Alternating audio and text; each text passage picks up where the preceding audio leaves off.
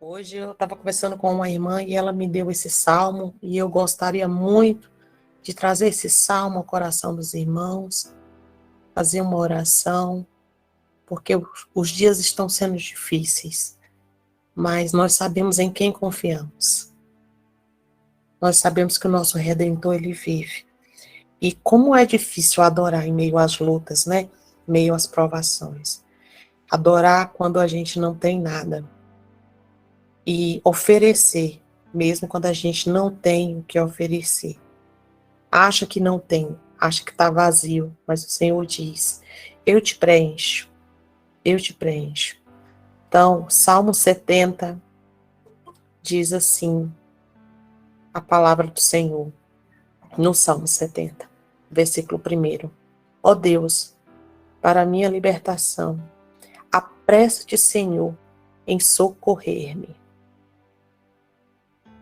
Vamos orar. Soberano Deus e eterno Pai, obrigado, Senhor, por todas as tuas maravilhas, por todos os teus feitos. Obrigada, Senhor, até pelas dores, ó Pai. Porque sem elas, Senhor, nós não teríamos, Senhor, deixado as escamas cair. Nós não teríamos enxergado. Pai, faz a tua vontade sobre a nossa vida. Apressa-te, Senhor, em nos socorrer. Apressa-te, Senhor, para nos libertar do cativeiro, nos libertar, Senhor, nos libertar da luta.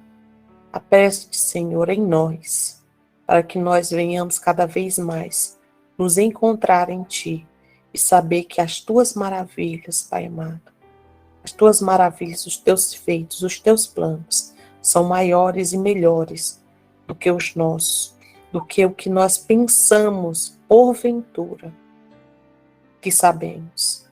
Neste dia de jejum, Pai amado, que apresentamos a Ti, colocamos nesta hora no Teu altar, Senhor, a nossa súplica, a nossa oração, nós colocamos no Teu altar, Pai amado, para que venha de Ti, Senhor, a orientação necessária, venha de Ti, Senhor, as soluções, que venham de Ti as estratégias, para que venhamos lutar, Pai, em tempos tão difíceis. Guarda-nos, Senhor. Guarda-nos, Senhor. E livra-nos da vergonha, livra-nos da confusão, livra-nos da desonra, livra-nos, Senhor, de todo o mal. Livra-nos, Senhor, dos maliciosos. Livra-nos, Senhor. E alegra, Senhor, o nosso coração, Pai, na tua presença. É assim que eu te oro, Pai, e já te agradeço. Em nome do teu Filho Jesus. Se tiverem com as Bíblias, abrem suas Bíblias aí, fazendo favor, né? Em Marcos 7, do 15 ao 23, né? Porque é o tema-chave da ministração. E eu vou estar em várias partes da Bíblia, falando em várias passagens da Bíblia. Eu queria que os irmãos acompanhassem também, né? Para testificar, porque a gente gosta de palavra. Marcos 7, 15 fala: nada há fora do homem que, entrando nele, o possa contaminar. Mas o que sai dele, isto é o que contamina o homem. Se alguém tem ouvidos para ouvir, ouça. Depois, quando deixou a multidão e entrou em casa, os seus discípulos o interrogavam acerca desta parábola. E eles disse-lhes: assim também vós estáis sem entendimento? Não compreendeis que tudo que de fora entra no homem não pode contaminar? Porque não entra no seu coração, mas no ventre, e é lançado fora, ficando pura todas as coisas. E dizia: o que sai do homem, isto contamina o homem. Porque do interior do coração dos homens saem os maus pensamentos, os adultérios, as prostituição, os homicídios, os furtos, a avareza, as maldades, o engano, a dissolução, a inveja, a blasfêmia, a soberba, a loucura, e todos estes males procedem de dentro e contaminam o homem. Aí a pastora passou, né? Aí a gente vai pesquisando, né? Porque a gente tem que ir anotando tudo, porque se a gente não anotar, é bastante coisa. E eu vou passando para os irmãos que eu vim aprendendo. E eu fui pesquisar, porque a gente tem, né? Depravado, lascívia e adultério. São 3 palavras que no todo dão o mesmo sentido. Abaixa aí, Alejandro. Aí vamos lá. Depravado significa perverso, malvado, corrupto, o mal inato do homem não regenerado. Descreve o homem que não só é mau, mas também quer fazer a outros tão mal quanto ele. Lascívia, impureza, impudor, sensualidade exagerada, prazeres sexuais, libidinoso, que provoca a luxúria ou por ela inspirado. Adultério, traição, infidelidade, prevaricação, falsificação, qualquer ato sexual ilícito envolvendo mulher ou homem casado. Então, essa questão aqui do adultério, a gente puxa muito na questão de marido, mulher, essas coisas. Só que, gente, o adultério no espiritual não é só isso. Na Bíblia, é usado. Se vocês for lá em Tiago 4:4, na Bíblia de vocês, fica depois de Hebreus, tá, gente? Pode abrir aí. Adúlteros e adúlteras, não sabeis vós que a amizade do mundo é inimizade contra Deus? Portanto, qualquer que quiser ser amigo do mundo, constitui-se inimigo de Deus. O que está falando aqui? Tiago fala adúlteros e adúlteras. Na Bíblia é usada essas palavras, frequentemente elas são usadas para denotar aqueles que são infiéis a Deus. E são frequentemente aplicados àqueles que abandonam a Deus por ídolo. Então, adúlteros são aquelas pessoas idólatras na Bíblia, são as pessoas que abandonam a Deus. Então, muitas das vezes lógico, pela situação que passamos, a gente quer se vitimizar, né? Meu cônjuge saiu de casa, ele me traiu. Mas quantas das vezes a gente já não traiu Deus, né? Quantas das vezes a gente já não abandonou Deus por conta de idolatria? Por conta das vezes a gente coloca acreditar em Deus, que ele faz algo, mas 50%. E os outros 50% a gente quer recorrer a outros meios. No meio dessa situação que a gente está, a gente vê hoje vários testemunhos falando de pessoas que vão a outros meios, né? Vai em feitiçaria, vai em macumbaria, vai com simpatias para tentar trazer de volta o cônjuge. Mas com isso, estamos traindo a Deus. Os nossos cônjuges nos traíram, mas a gente está traindo a Deus. Entendeu? Então a gente trai a Deus idolatrando outras coisas. A gente trai a Deus quando a gente diz que Deus faz, mas 50% só que a gente confia em Deus. Os outros 50% a gente acha que Deus não é capaz de fazer. Então a gente tem que avaliar muito isso, porque Deus não traz para o deserto sem ter um porquê. E sem ter um para quê, na verdade, também. Muitas vezes a gente se acha o bom o suficiente, a gente se acha, né, a pessoa mais boa do mundo, a pessoa mais correta do mundo, diante do homem, mas diante a Deus, a gente só causa tristeza. Lá em Oséias, no seu capítulo 3:1,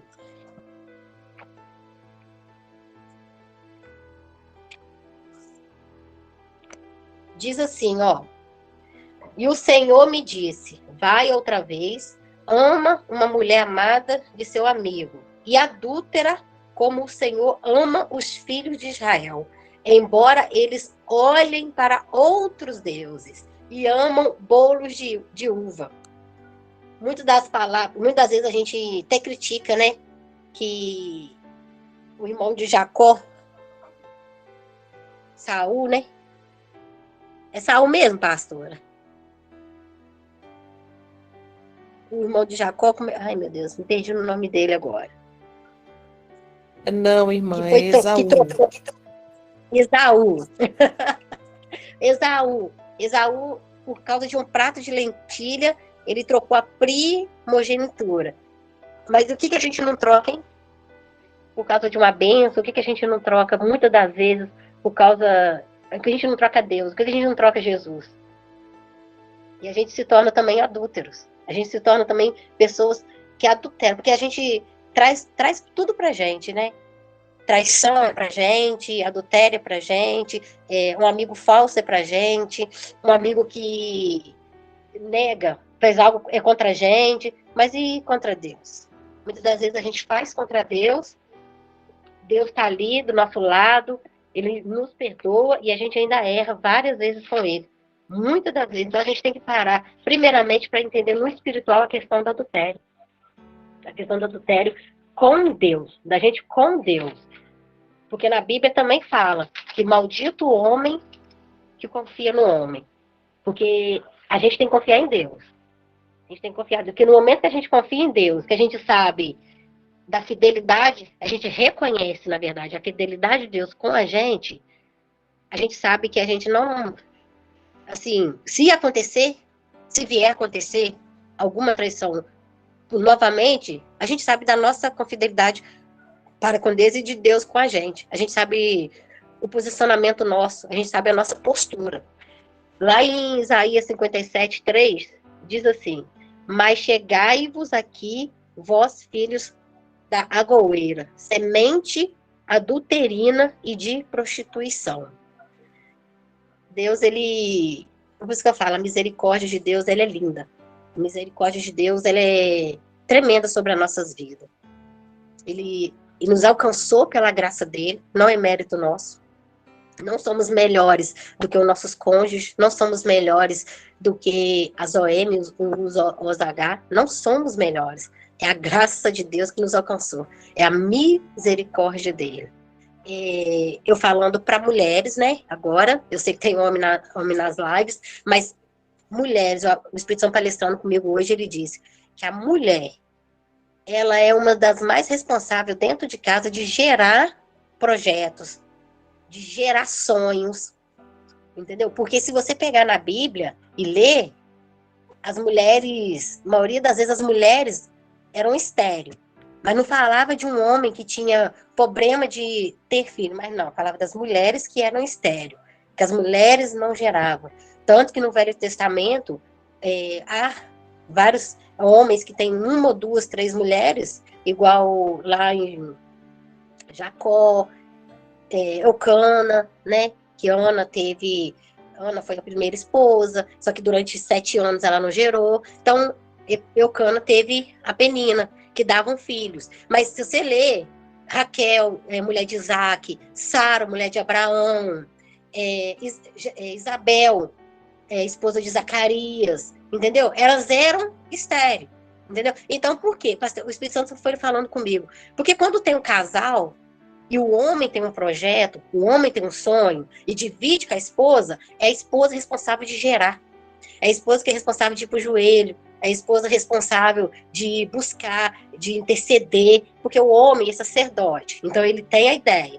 E a gente, como ajudadora, a gente abraça o sonho quando é da parte de Deus, quando é um sonho abençoado, que não vai contra os princípios de Deus, e a gente dobra o joelho para ser gerado aquilo ali.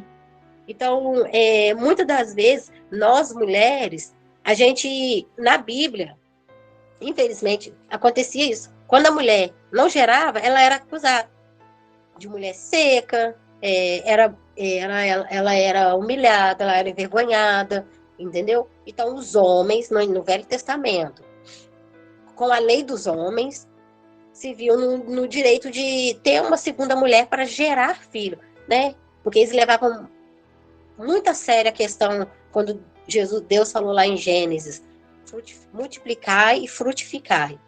Então, assim, eles buscavam nessa questão, porque o homem que não tinha filhos, né, ele já era um motivo de escárnio, de vergonha. Então, para não jogar para cima do homem, jogava para cima da mulher. E questão do adultério, eu pesquisei 2 notícias daqui do Brasil. Uma, que o adultério no Brasil, gente, olha como é que é sério, que depois eu vou ler umas passagens bíblicas para os irmãos entenderem. É a questão do adultério no mundo espiritual. Mas o adultério no Brasil deixou de ser crime em 2005, mas continua gerando polêmica, porque vítimas de adultério têm ingressado com ações judiciais com o objetivo de receber indenizações por danos morais dos adúlteros, ou até mesmo da terceira parte. envolvida, que é o OH-OM, na relação extraconjugal. Então, até 2005, o adultério era constituído como se fosse um crime. Mas não é mais. Não é mais. Aqui no Brasil, não. Então, se uma pessoa adultera... Tá vendo como é que tá facilitando? Como é que está sendo facilitado o fato dos princípios de Deus, o que está na Bíblia, tudo que vem facilitando? Porque está ditando aqui que não é. Então, se uma pessoa trair, é normal. Né?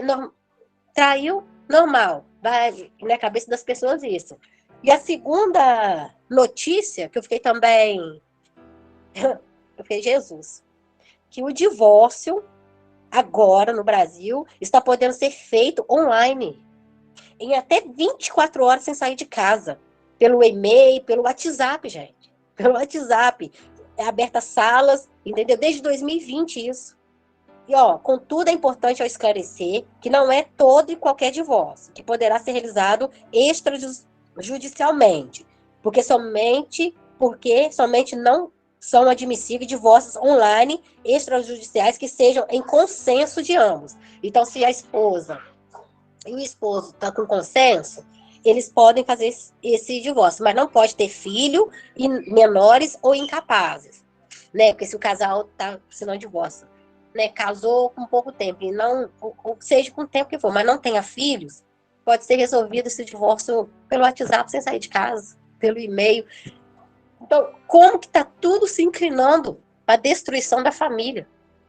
A destruição da família. E está sendo facilitado tudo. Facilitado. Mas, assim, a gente dá graças né? A gente dá graças porque a gente tem Deus conosco. E é maior o que está conosco do que o que está no mundo. Ainda que abatem leis, criam leis, Deus ainda é Deus. Deus não deixou de ser Ele, em momento algum. E normalmente a gente compara o adultério com a prostituição, né? Porque tem aqueles casos dos cônjuges que saem por uma pessoa e do cônjuge que sai para ficar com várias pessoas.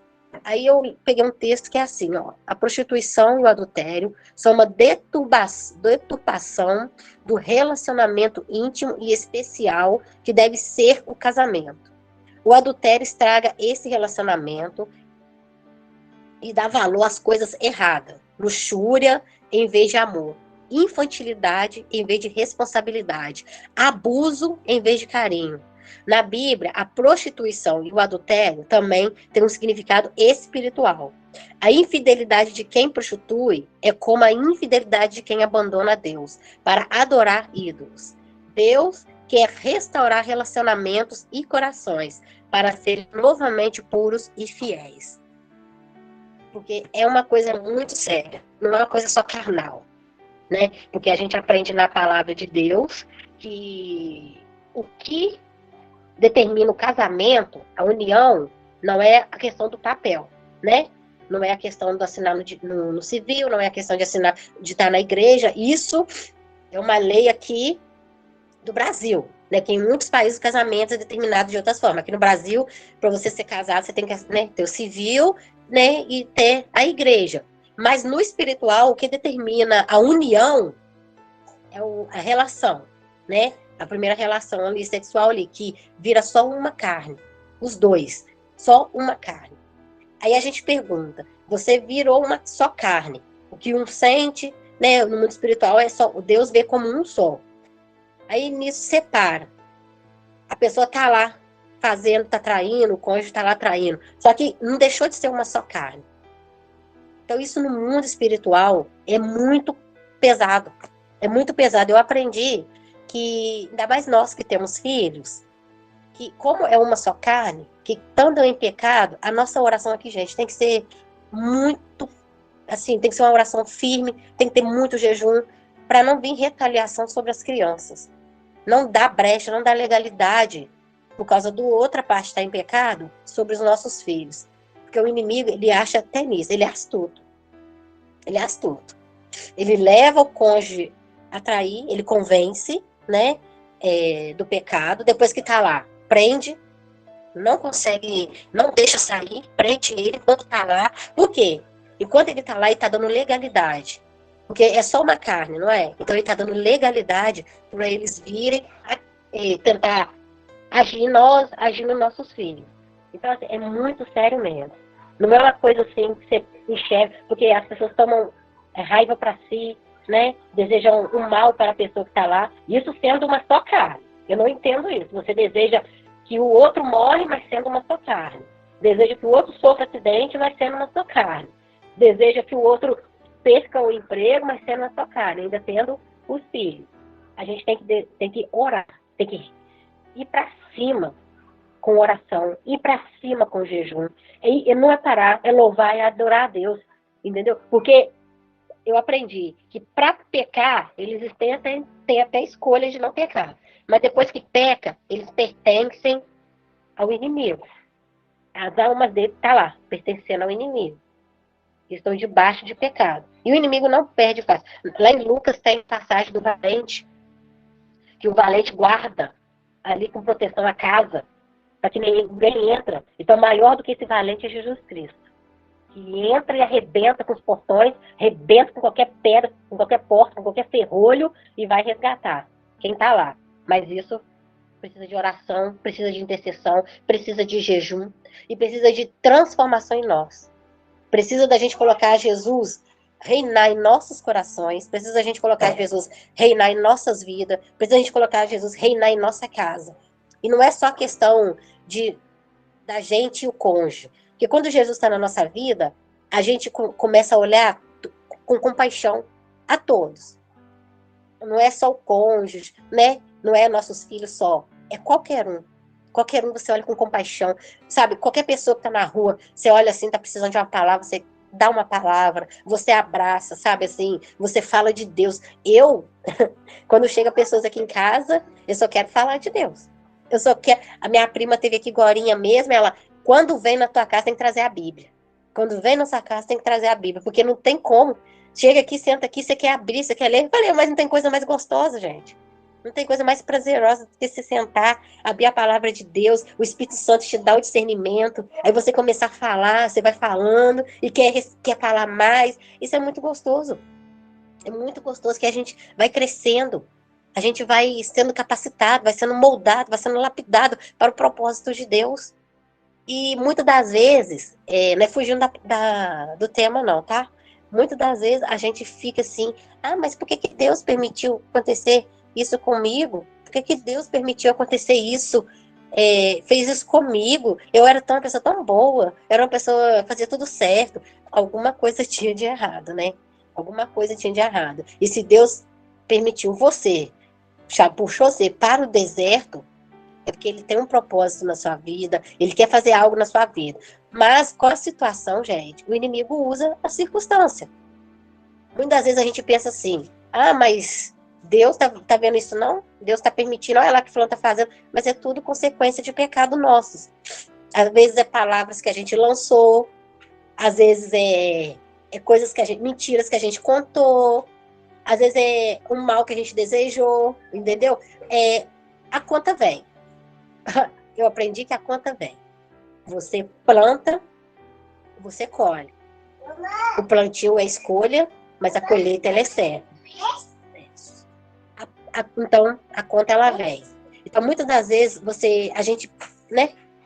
Mas Deus vai permitir isso na minha vida? Ou então, muitas das vezes, você vê uma situação, você vê uma pessoa passando, né, uma situação, e você fala assim, mas fulano aceitando isso?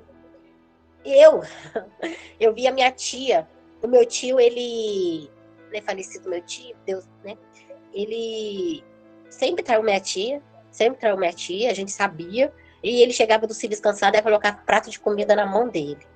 Colocava o prato de comida na mão dele, tirava o sapato do pé dele, colocava o suco, ficava do lado dele, entendeu? E eu virava e olhava aquilo ali e falava assim, minha tia é muito boba. Minha tia é muito boba, eu não aceitaria isso não, né? E o que acaba acontecendo?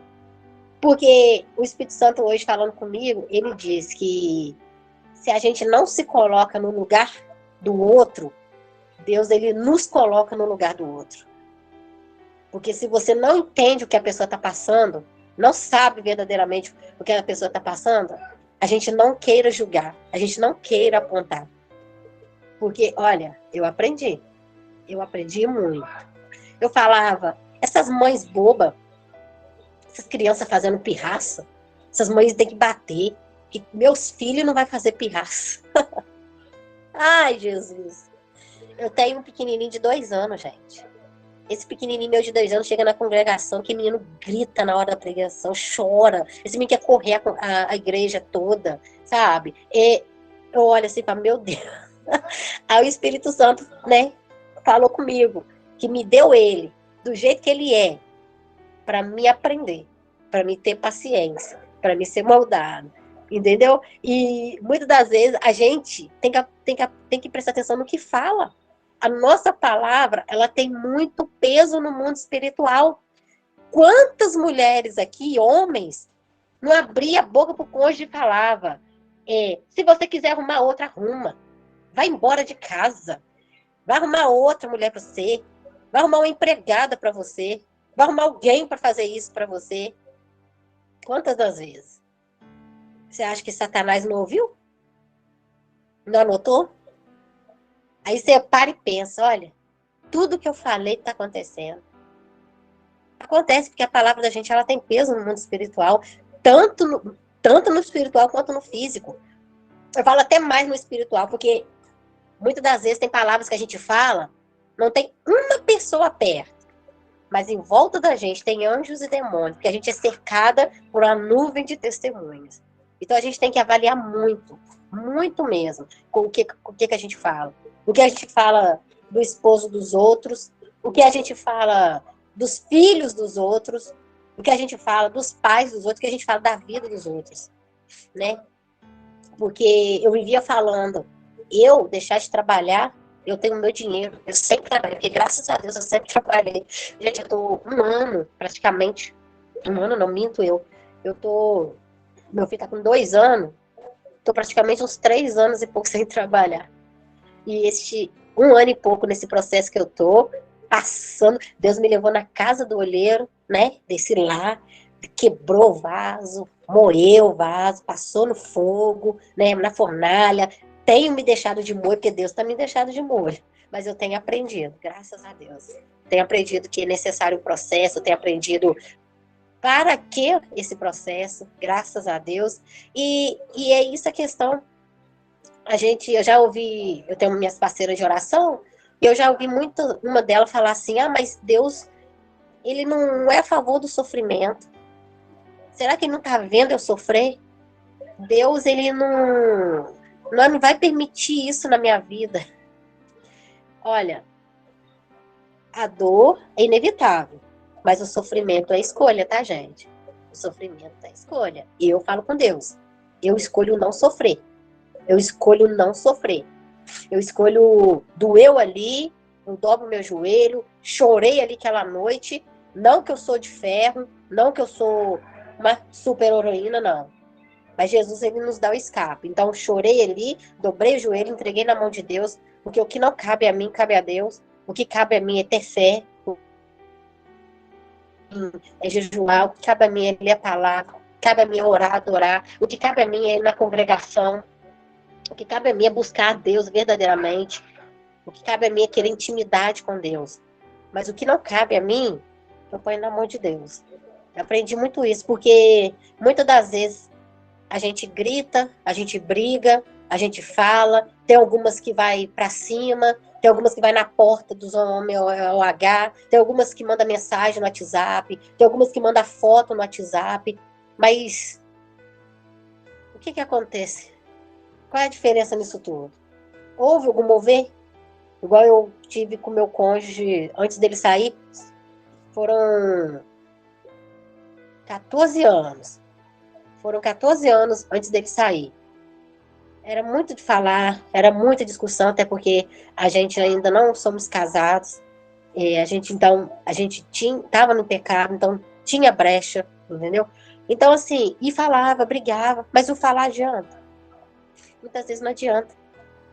O que vale é o silêncio.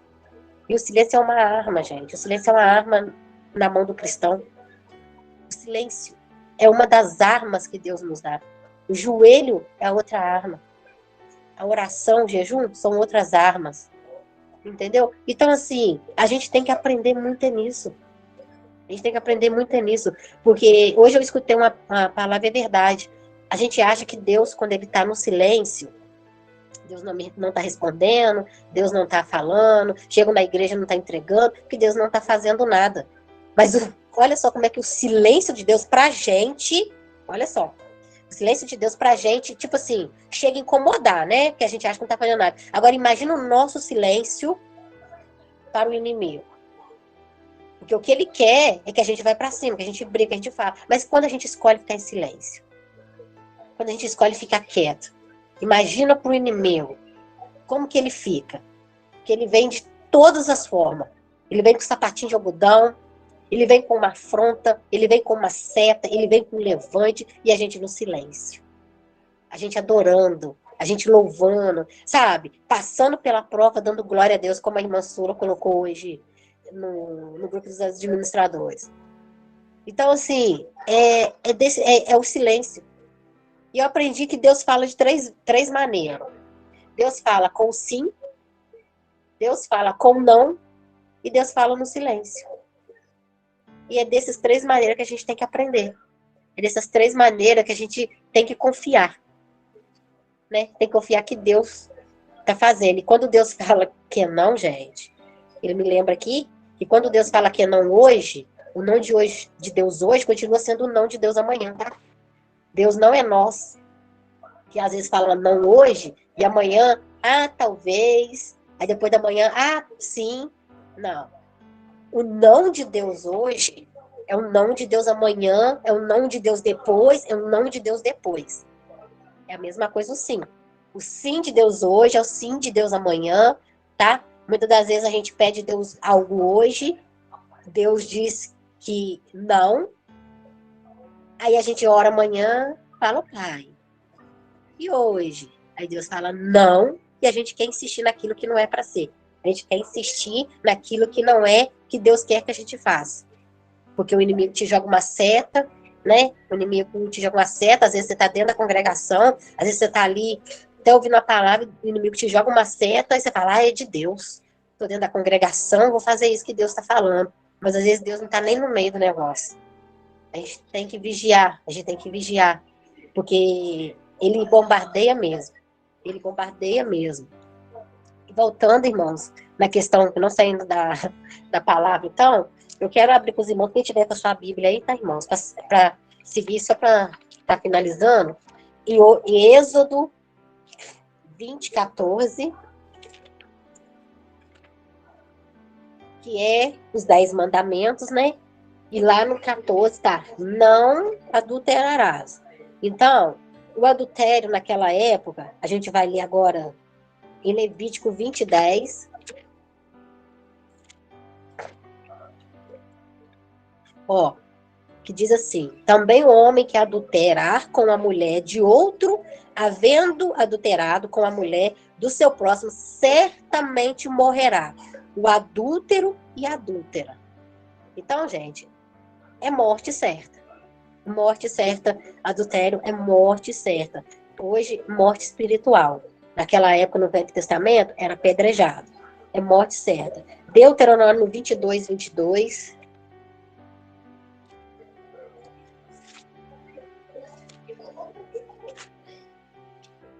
Diz assim: quando um homem for achado deitado com mulher casada com marido, então ambos morrerão. O homem que se deitou com a mulher e a mulher assim tirará o mal de Israel. Olha como é que Deus leva a sério. Não, Deus é sério, né? Deus é sim, sim, não, não. Mas olha como é que é muito sério no mundo espiritual. É um povo escolhido de Deus, Israel. É uma nação escolhida de Deus. Mas Deus, ele não passa a mão na cabeça. Deus não passa pano, como as pessoas falam hoje em dia. Não. Pecou, adulterou, vai morrer. E hoje em dia é uma morte espiritual. Voltando lá em Levíticos, a gente tem Levíticos 6, do 20 ao 35.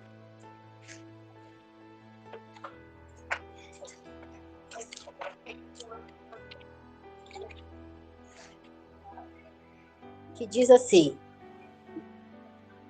a oferta da consagração do sacerdote. Esta é a oferta de Arão e seus filhos que oferecerão ao Senhor no dia em que ele for ungido. É isso mesmo.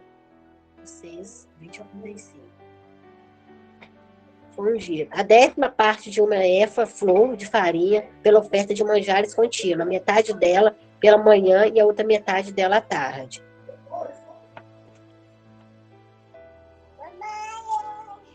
Vou pular para o 24. Falou mais o Senhor a Moisés, dizendo: falarão e a seus filhos, dizendo: esta é a lei de expiação do pecado. No lugar onde se degola o holocausto, se degolará a expiação do pecado. Perante o Senhor, coisa santíssima é. O sacerdote que a oferecer pelo pecado, a comerá no lugar santo se comerá, no pátio da tenda da congregação. Tudo o que tocar a sua carne será santo.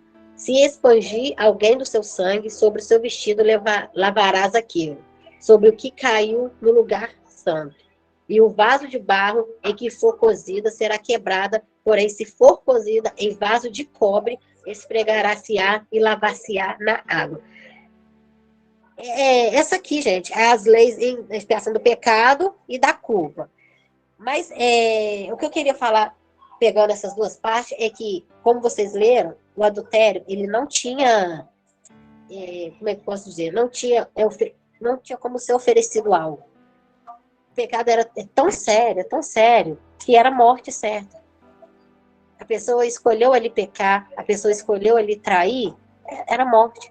Não tinha o que oferecer no holocausto, não tinha ali que matar um animal para expiação desses pecados, desse pecado de adultério, porque era coisa muito séria.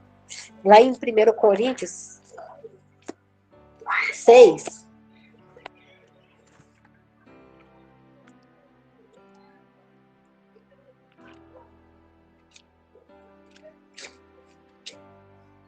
em 1 Coríntios 6, do 9 ao 12, diz assim, ó: não sabeis que o injusto não hão de herdar o reino de Deus?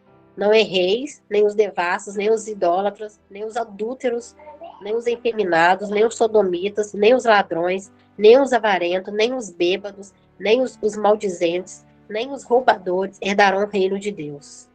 E o que alguns têm sido, mas haveis sido lavados, mas haveis sido santificado, mas haveis sido justificado em nome do Senhor Jesus e pelo Espírito do nosso Deus.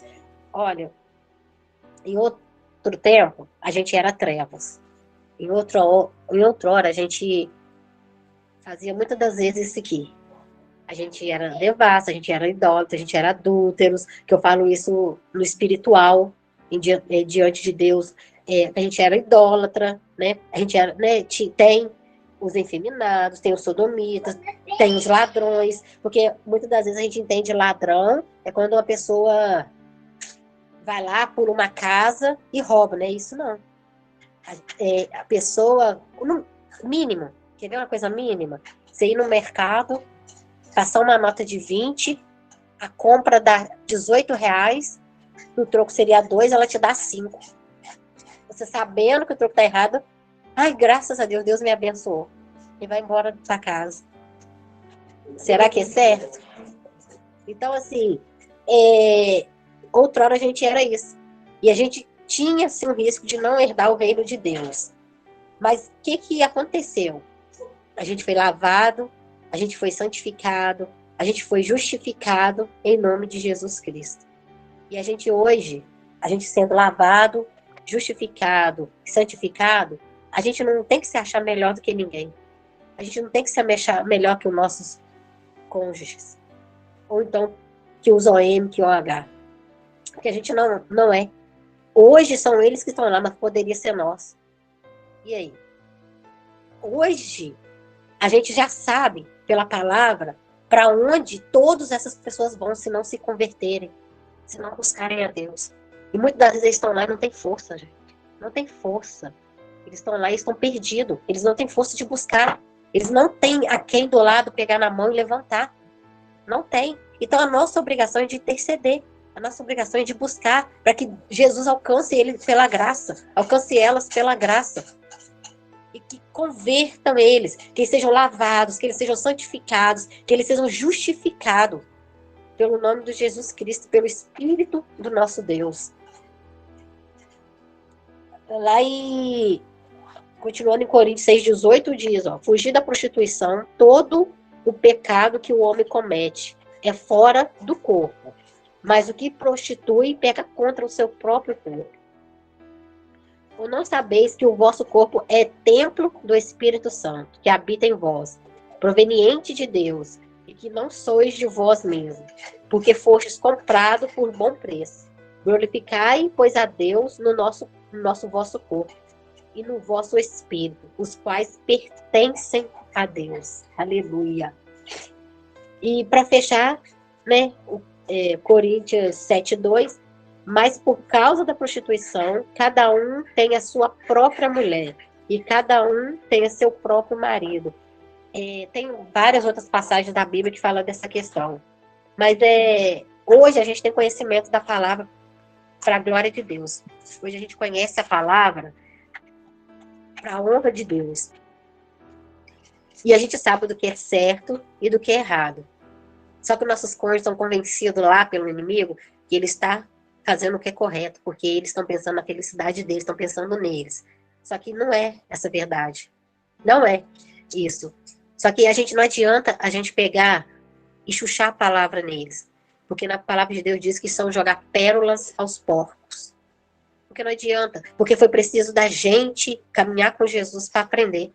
Que outrora, se eu chegasse perto de qualquer uma aqui que não tivesse na presença e falasse a palavra e ministrasse do jeito que eu ministrei hoje, ninguém ia ter o discernimento, ninguém ia ter o entendimento, como eu também não. Havia uma época na minha vida que eu sentava para ler e não entendia nada. Hoje, pela misericórdia e a graça de Deus, graças a Deus, eu tenho um discernimento da palavra. Mas eu não sabia. Eu falo que eu fui primeira a repudiar. Eu primeiro errei muitas coisas. Eu fui a primeira que fiz muitas coisas erradas. Então, hoje, meu esposo está lá, é consequência do pecado, mas eu não posso brigar com ele. Eu não posso ser contra ele. Não. Eu tenho que orar, eu tenho que jejuar, eu tenho que interceder pela vida dele. Mais além, eu tenho que interceder pela vida da OM. Eu tenho que buscar pela vida da OM. Porque Deus, ele nos incumbiu isso. Vocês sabiam que naquele grande dia haverá um dos livros que tem, é o livro da obra. Quando Deus falar, e aquelas almas que eu coloquei nas suas mãos, e aquelas almas que eu pus para você interceder, cadê elas? E a gente vai ser acusado de sangue de inocente, se a gente pelo menos não falar, não interceder e não chegar e falar, Deus ama, Deus cura, Deus liberta. Muitas das vezes a gente quer que Deus faz na nossa vida, a gente quer que Deus restaura a nossa família, restitui, só que se a gente olhar uma pessoa na rua, um mendigo na rua, a gente atravessa até do outro lado. Se a gente olhar um traficante na rua, a gente fica com medo. Mas a gente não quer fazer o evangelho, a gente não quer fazer o ID de Deus, a gente quer escolher para quem que a gente quer ministrar. Dentro da congregação é fácil, que todo mundo é crente. Mas e fora? Quando senta uma pessoa no ponto de ônibus, quando senta uma pessoa dentro do ônibus, quando você vê uma pessoa sentada na beirada de rua, dormindo, uma pessoa que não tem um teto, não tem um lar, você fala que Deus é bom? Que Deus salva, que Deus cura, que Deus liberta? Porque é isso que a gente foi chamado. A gente foi chamado para continuar o que Jesus veio fazer. Para continuar proclamando que Jesus é a verdade, é a vida. Que ninguém vai ao Pai se não é por Ele. Gente, o amor de Deus, que é o amor ágape, é uma escolha. É uma escolha. Você escolhe amar. E não tem como eu amar só o meu cônjuge e amar só os meus filhos e odiar outra pessoa, odiar filhos de outras pessoas. Ou você ama com o amor ágape de Deus, ou você ama com o amor carnal, que é Eros. Que é o amor que é o físico. Que você sente atração ali pela pessoa. Você escolhe o merecimento. Mas o amor de Deus é escolha. Você quer viver o amor de Deus? Você quer ser cobrida pelo amor de Jesus Cristo? Então, se encha, transborde desse amor e passe esse amor adiante. Mas não fica fazendo dune para quem merece salvação ou não. Não condena pelas suas bocas, pela sua palavra já ninguém não. Porque a gente não sabe da vida de ninguém, a gente não sabe do futuro de ninguém. E muitas vezes a gente tem essa mania de julgar e condenar já. Fala, fulano vai pro inferno. Fulano não tem jeito. Fulano já acabou com a vida. Tem jeito sim.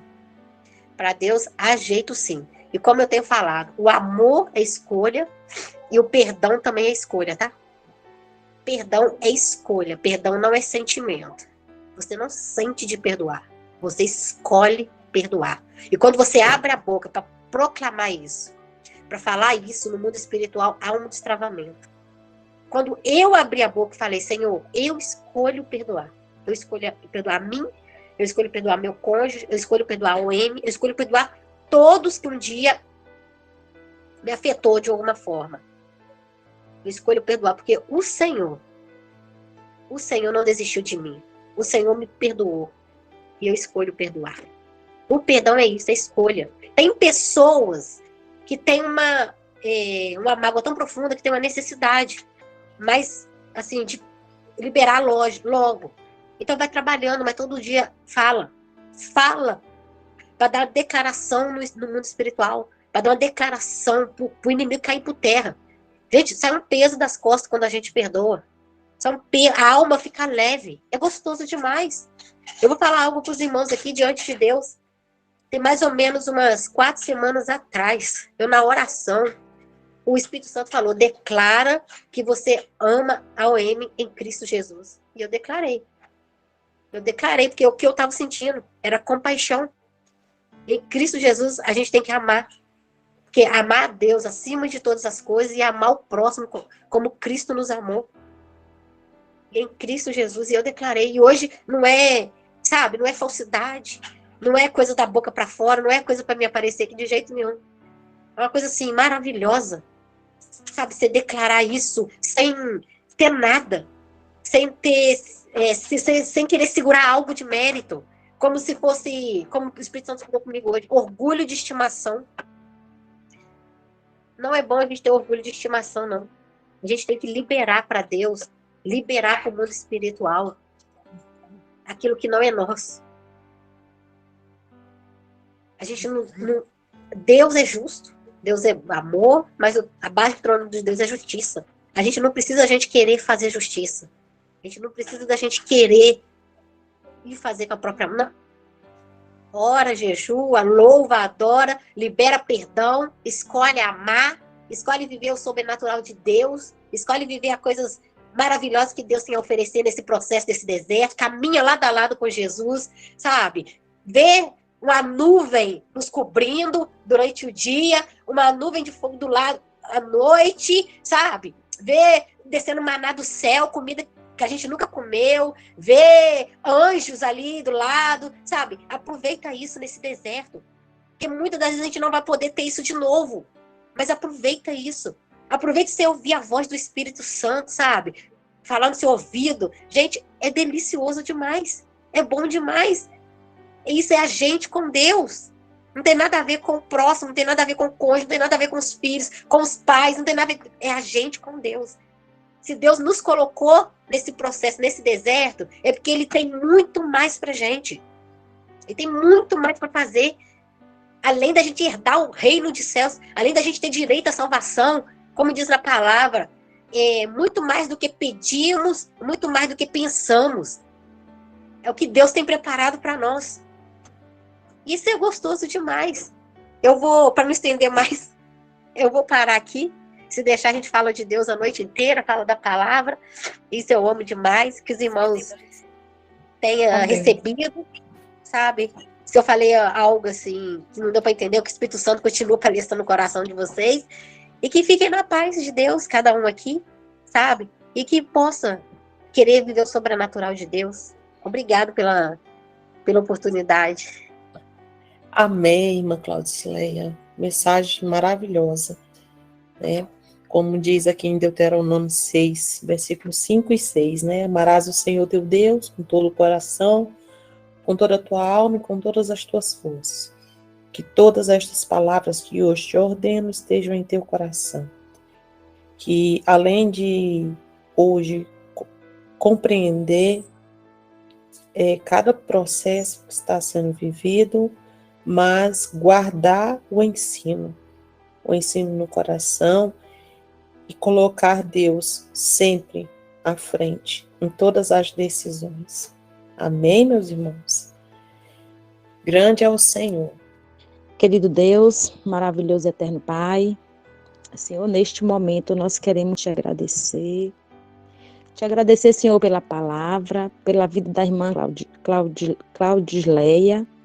Te agradecer, Senhor, porque o Senhor falou ao meu coração e acredito que é o coração de todos que estão aqui presentes.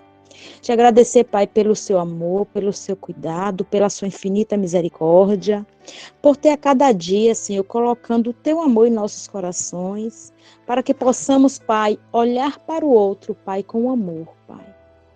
Para que tenhamos, Senhor, humildade, Pai, e amor cada vez mais. O Senhor sabe que nós somos fracos, né? Mas nós servimos a um Deus que é forte, Pai. O Senhor sabe, Pai, que tem momentos que nós nos encontramos oscilantes, Deus. Mas mesmo nesses momentos, Senhor, nós olhamos para Ti, Pai, porque a Tua palavra diz que Tu és a nossa fortaleza.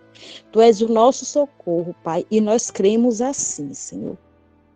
Pai, obrigada, Senhor, porque quando nós precisamos de colo, o Senhor nos carrega. Obrigada, Senhor, pela oportunidade de Te chamarmos de Pai, Senhor. Obrigada